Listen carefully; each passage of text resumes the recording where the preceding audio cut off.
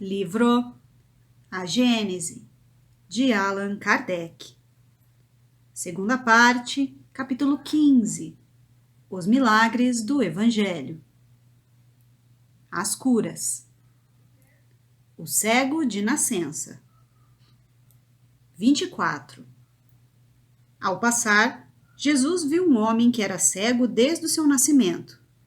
Então, seus discípulos lhe fizeram esta pergunta: Mestre, quem pecou, esse homem ou seus pais, para que ele nascesse cego? E Jesus lhes respondeu: Nem ele, nem os que o puseram no mundo. Isso ocorreu para que nele se manifestem as obras do Senhor.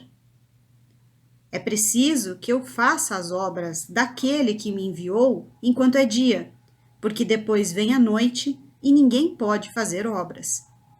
Enquanto eu estou no mundo, eu sou a luz do mundo. Depois de dizer isso, Jesus cuspiu no chão e, fazendo lama com a sua saliva, ungiu com essa lama os olhos do cego e lhe disse: Vai lavar seu corpo na piscina de Siloé, que significa o enviado. Ele foi, lavou-se e voltou enxergando claramente. Os seus vizinhos e aqueles que o viram antes pedindo esmola diziam: Não é este o que estava sentado e pedia esmola? Uns respondiam: É ele.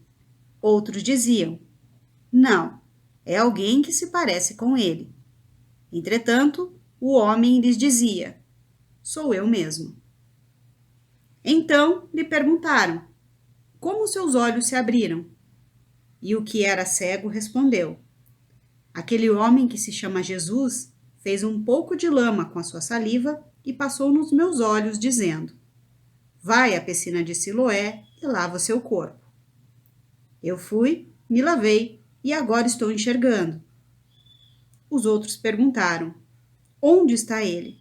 E o homem que era cego respondeu: Não sei. Então levaram-no à presença dos fariseus. Ora, era sábado quando Jesus fez a lama que abriu os olhos daquele cego. Os fariseus também o interrogaram para saber como ele havia recuperado a visão. E ele lhes disse: Ele colocou lama nos meus olhos, eu me lavei e agora enxergo. Alguns fariseus retrucaram: Esse homem não é enviado de Deus, porque não respeita o sábado. Entretanto, outros diziam: Como pode um homem mau fazer tais prodígios? Havia, a esse respeito, uma divisão entre os próprios fariseus. E você? Perguntaram ao que era cego: O que você diz desse homem que lhe abriu os olhos? E ele respondeu: Digo que é um profeta. Mas os judeus não acreditaram que aquele homem tivesse sido cego e que tivesse recobrado a visão, enquanto não chegaram o seu pai e a sua mãe para que eles lhes perguntassem: Este é o filho que vocês dizem ter nascido cego? Como ele pode enxergar agora? Então o pai e a mãe responderam: Esse é o nosso filho, e ele nasceu cego, mas não sabemos como ele enxerga agora, e muito menos quem lhe abriu os olhos. Perguntem a ele, pois ele já tem idade, e que responda por si mesmo. Seu pai e sua mãe falavam desse modo porque temiam os judeus, uma vez que eles já haviam resolvido em conjunto que aquele que reconhecesse a Jesus como sendo o Cristo seria expulso da sinagoga. Foi por isso que o pai e a mãe do rapaz responderam: Ele já tem idade, perguntem a ele mesmo. Os fariseus chamaram pela segunda vez o homem que era cego e lhe disseram: Rende glória a Deus. Sabemos que aquele homem é um pecador. E ele lhes respondeu: Se ele é um pecador, eu não sei. Tudo o que eu sei é que eu estava cego e agora enxergo. Os fariseus tornaram a lhe perguntar: O que ele fez com você? Como conseguiu lhe abrir os olhos? O homem respondeu: Eu já disse isso a vocês. Por que querem ouvir uma segunda vez? Por acaso vocês querem se tornar seus discípulos? Os judeus, então, o encheram de injúrias e lhe disseram: Seja você discípulo dele. Quanto a nós, já somos discípulos de Moisés. Sabemos que Deus falou com Moisés, mas quanto a este, não sabemos de onde ele saiu. O homem então lhes respondeu: É de causar admiração que vocês não saibam de onde ele veio e que me abriu os olhos. Ora, sabemos que Deus não exalta os pecadores. Ele exalta aquele que o honra e faz a sua vontade.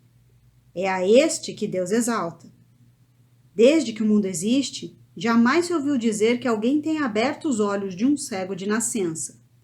Se esse homem não fosse um enviado de Deus, não poderia fazer tudo o que faz.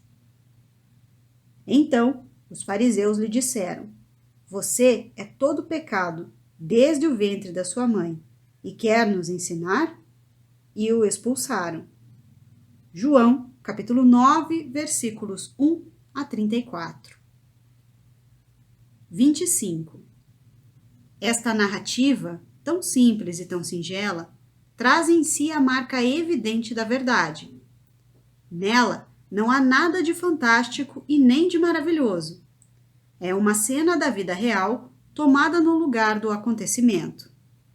A linguagem desse cego é a dos homens simples, onde o bom senso supera a falta de sabedoria e que retrucam com bondade os argumentos dos seus adversários, utilizando para isso a razão e o senso de oportunidade. O tom dos fariseus não é o dos orgulhosos que nada admitem acima de suas inteligências e que se enchem de indignação perante a ideia de que um homem do povo lhes possa fazer observações. Com exceção do local e dos nomes, o que acontecia naquele tempo ainda acontece hoje. Ser expulso da sinagoga equivalia a ser posto para fora da igreja. Era uma espécie de excomunhão. Os espíritas, cuja doutrina é a do Cristo, interpretada de acordo com o progresso dos conhecimentos atuais, são tratados do mesmo modo que aqueles judeus que reconheciam ser Jesus, o próprio Messias. Ao excomungar esses espíritas, a igreja os coloca para fora, assim como fizeram os escribas e os fariseus com relação aos seguidores do Cristo. Eis aí um homem que foi expulso por não admitir que aquele que o curou seja um possuído pelo demônio, e porque rendeu graças a Deus pela sua cura. Não é a mesma coisa o que se faz com relação aos espíritas? Obter dos espíritos conselhos úteis, reconciliação com Deus e com o bem, curas, tudo isso é obra do diabo e merece ser amaldiçoado. Não temos visto padres dizerem do alto dos seus púlpitos que era preferível uma pessoa conservar-se incrédula do que recobrar a fé por meio do espiritismo? Não há aqueles que dizem aos doentes que eles não deviam ter procurado a cura com os espíritas que possuem esse dom, porque esse dom é de Satanás? Não há também aqueles que pregam que os necessitados não devem aceitar o pão que os espíritas distribuem, porque esse é o pão do diabo? Que outra coisa faziam ou diziam os padres judeus e os fariseus? Aliás, fomos avisados de que tudo o que se passa hoje tem que se passar como no tempo do Cristo. A pergunta que os discípulos fizeram: foi algum pecado que este homem cometeu o motivo de ele nascer cego? Revela que eles tinham a intuição de uma existência anterior, pois, do contrário, a pergunta não teria sentido, visto que um pecado somente pode ser a causa de uma enfermidade de nascença se for cometido antes do nascimento e, por consequência, em uma existência anterior. Se Jesus considerasse falsa essa ideia, ele teria dito aos seus discípulos: como este homem poderia ter cometido um pecado antes de haver nascido?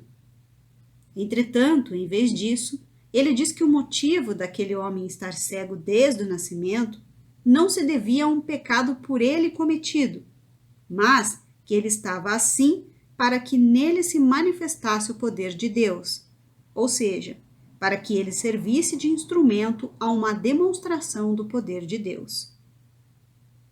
Se isso não era uma expiação do passado, era uma prova que deveria servir ao progresso daquele espírito, porque Deus, que é justo, não poderia lhe impor um sofrimento sem compensação. Quanto ao meio empregado para sua cura, é evidente que aquela espécie de lama feita com saliva e terra não poderia ter nenhuma virtude, a não ser pela ação do fluido curativo com o qual foi impregnada. É assim que as substâncias mais insignificantes, como a água, por exemplo, podem adquirir qualidades poderosas e eficientes sob a ação do fluido espiritual ou magnético, ao qual elas servem de veículo ou, se quiserem, de reservatório.